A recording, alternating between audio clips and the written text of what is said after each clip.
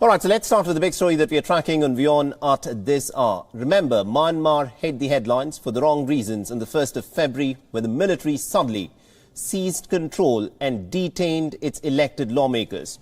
And the United States has now threatened Myanmar with certain targeted sanctions. US President Joe Biden has said that Myanmar's military must relinquish power and that they should release all the lawmakers and activists who have been detained. There can be no doubt in a democracy, force should never seek to overrule the will of the people or attempt to erase the outcome of a credible election. The Burmese military should relinquish power they have seized, release the advocates and activists and officials they have detained, lift the restrictions on telecommunications, and refrain from violence. Now, the United Nations Security Council has called for the release of Aung San Suu Kyi and others detained by the military. The UN body has also voiced concerns over the state of emergency, but the Security Council has stopped short of condemning the coup.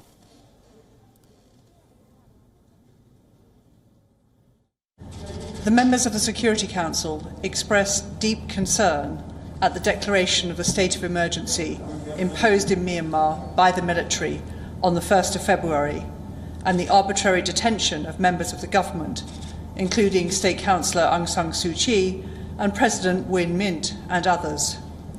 They called for the immediate release of all those detained. The members of the Security Council emphasised the need for the continued support of the democratic transition in Myanmar. They stressed the need to uphold democratic institutions and processes, refrain from violence, and fully respect human rights, fundamental freedoms, and the rule of law. Now, the United Nations Secretary-General Antonio Guterres in a tweet has said that it is unacceptable to reverse the results of the elections and the will of the people of Myanmar. He also said that he hopes that democracy will be able to make progress again and that all prisoners must be released. Now, India has also issued a statement on the current situation in Myanmar. India said that it is committed to continuing with the humanitarian support for the people of Myanmar. Meanwhile, Indonesia and Malaysia both have called on Myanmar to resolve the political differences. Now, both the countries have also sought a special meeting with the foreign ministers of the nation to discuss the situation in Myanmar. Meanwhile, a key aide of Myanmar's leader Aung San Suu Kyi was also arrested on Friday. Now, the National League for Democracy has issued a statement on the arrest saying that the Burmese politician Win Myint was arrested from his daughter's residence. Now, Myanmar's military has continued with its crackdown on lawmakers and protesters. Now, according to the activist group, the Assistance Association for Political Prisoners, at least about 147 people have been detained in Myanmar since the coup.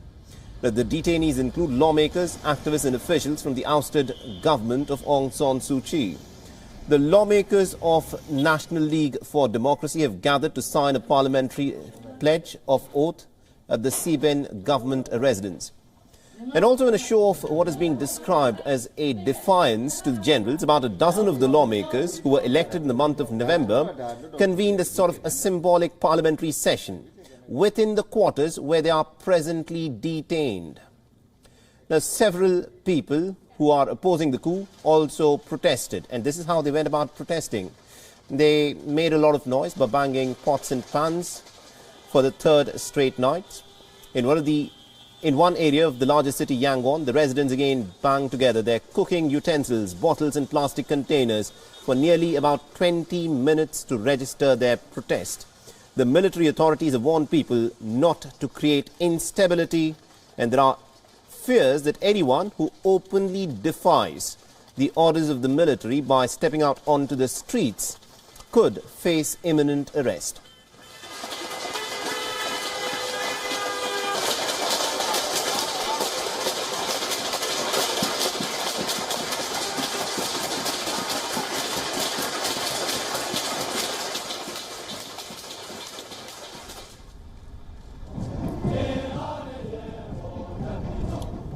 The Myanmar's army seized power on Monday, overthrowing popular elected leader Aung San Suu Kyi, who has been detained and is now facing possible charges for import infringements.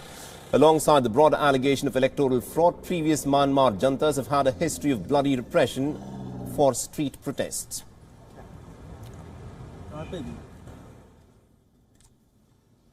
All right, now to give us more insights in terms of what's actually playing out in Hong Kong, we are joined in by journalist Dave Grunnebaum, who's joining us live from Kuala Lumpur. Thank you very much indeed, Dave, for joining us in this broadcast on WION. And let me begin by asking you this. There was this high-profile arrest of a close aide of Aung San Suu Kyi that was made overnight. Have there been further arrests that have been made? We don't know since the arrest of Win Tain if there have been any arrests, and particularly if anybody is high profile. But this is very high profile. I mean, he's not well known outside of the country, but he is a much beloved figure by so many people inside Myanmar. Not only was he a top aide and a senior National League for Democracy official, he's been detained under sedition laws. Now, he's 79 years old. If he's tried, and if it's a trial under the military junta, it's as good as a conviction. And a conviction under sedition laws, he may never come out of prison again. He's been a longtime opponent of military rule. He was a political prisoner. And just earlier this week, in interviews with the press, he spoke out against the coup and against the senior commander-in-chief, Senior General Min Aung Hlaing. So it's no surprise that he was arrested given that. But the military is clearly trying to send a message that public dissent will not be tolerated, especially by someone as high profile as him. Absolutely indeed. Now, what is being looked at very closely is in terms of how the people within Myanmar have, of course, responded. We have not heard of many street protests in the largest city, Yangon, but there are reports of protests that took place in the second largest city in Myanmar, in Mandalay. And according to reports that have come in, these protests were largely staged by the students. How widespread are these? Right. So we had a demonstration yesterday that led to the arrest of at least 3 people. And within the past hour, there is now another demonstration started in Yangon, the biggest city. Dagon University students started demonstrating within the past hour. Now, I've been following the Twitter feeds of some local journalists there and seeing some photographs. They were carrying the flag of the National League Democracy with their symbol, the peacock. It's a little tough to tell from these photographs exactly how many people there are, so we're going to have to keep an eye to see how big these grow and if the police crack down on this demonstration. Again, it started within the past hour. Right. Now, also, people would actually want to ask this. This was, of course, a tenure that lasted a period of time that lasted for about 10 years, where Myanmar relatively had a semblance of democracy, but now the army has taken charge again. Now, for people who are looking at all of this unfolding in Myanmar from outside of Myanmar, what's happening? Because there are reports that suggest that this is more a sort of a clash of personalities between Aung San Suu Kyi and the military general Min Aung, who's now taken charge. Yeah, the commander-in-chief, Senior General Min Aung Hlaing, I mean, he was set to retire later this year when he turned 65. But keep in mind, the army controls huge business interests there, and his business interests could potentially be in jeopardy if he were no longer in power. Secondly, he's also had his eyes on the presidency. But with the military's proxy party getting destroyed last November, any hopes of him at some point, anytime soon, becoming president were completely dashed. Him and Aung San Suu Kyi, they've never gotten along for understandable reasons. He was obviously hoping that maybe he could make some headway with her in the last few years, but she would not even talk to him about his presidential aspirations. So we're really in this situation for one primary reason, because of the ego, the attitude, and the ambitions of Senior General Min Aung Hlaing.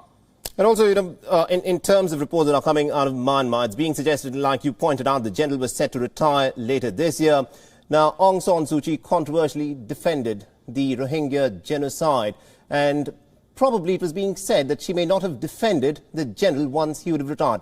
Is that something that's actually playing on the general's mind when he decided to take charge of the country?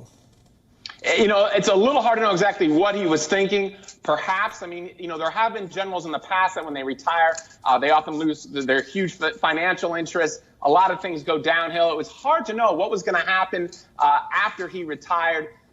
That's certainly been one, but it certainly would not have been the only thing. There would be a lot of things going on in his mind. And a big thing is he loves being in control. He loves being in power. And you can tell that right now by the fact that he is in charge in this military coup. Absolutely. And my last question to you, Dave, is, a lot of nations around the world are asking that Aung San Suu Kyi should be released immediately. Is that something that the military junta in Myanmar is even thinking about at this point of time? The last thing they want is Aung San Suu Kyi being given a way to talk directly to these demonstrators in a way that might lead them to further revolt. I mean, she did release a statement on Monday that was prepared in advance of the coup because they were anticipating a possible coup that told people not to accept it, to revolt against it non-violently, very clearly, civil disobedience, non-violently. But they do not want any more of that encouragement to come from her because she is the most influential person in the country. All right, we'll have to leave it there. Thank you very much indeed, Dave Grunebaum, Sure for joining us and getting us all those insights on this developing story in Myanmar. WION is now available in your country. Download the app now and get all the news on the move.